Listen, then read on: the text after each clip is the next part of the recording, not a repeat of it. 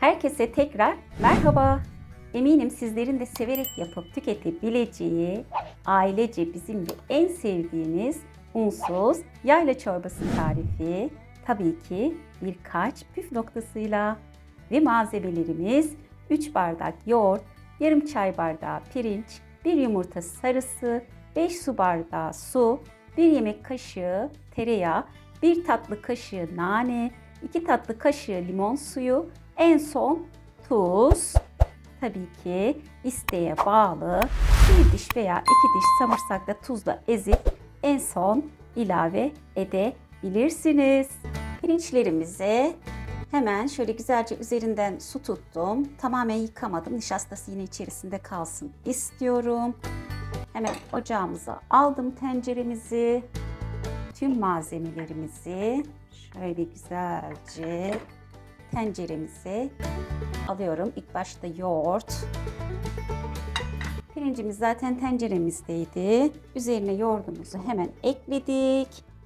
Şöyle 2 tatlı kaşığı kadar da limon suyumuzu da ekliyorum.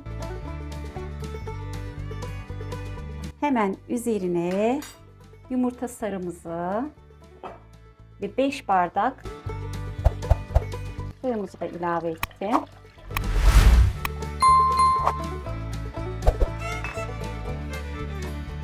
Ocağımızın altını da şöyle hafif şu an açık. İlk önce güzelce pürüzsüz hale gelene kadar çırpıyorum. İyice çırptım arkadaşlar. Tamamen pürüzsüz hale geldi. Ocağımızın altını yakıyorum. Pirinçler içerisinde iyice pişene kadar 15-16 dakika kaynadıktan sonra kaynatıyorum. Mutfağımızın unutulmazı unsuz, bol lezzetli, bol yoğurtlu, mis gibi bir çorba oldu. Unsuz kesilir diye düşünmeyin. Limon kattık, kesinlikle kesilmez. Tuzu sonradan ekleyeceğimiz için kesinlikle kesilme olmayacak. Kıvam almasını pirincin nişastasından sağladık. Lezzeti de zaten yoğurt artı tereyağı, nane ile bol lezzetli güzel bir çorba elde etmiş olduk. Şöyle 1 tatlı kaşığı nanemi kattım. Ben 1 kaşık daha ilave edeceğim. 2 tatlı kaşığı yapmış oldum. Güzelce nanemizi çorbamıza katıyorum.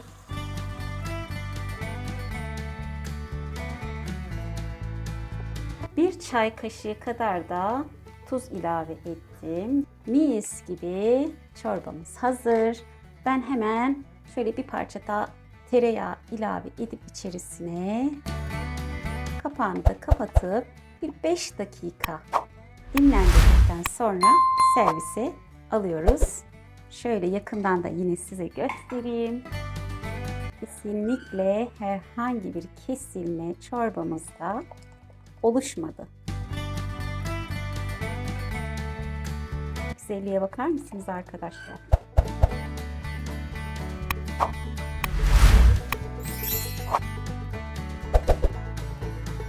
Sizler de denemek isterseniz mutlaka deneyin derim. Deneyecek olanlara kolay gelsin. Şimdiden afiyet olsun. Abone olmayı, yorum, beğeni, bildirim zilini açmayı unutmayın. Bir dahaki videomuzda görüşmek üzere. Sevgiyle kalın. Hoşça kalın.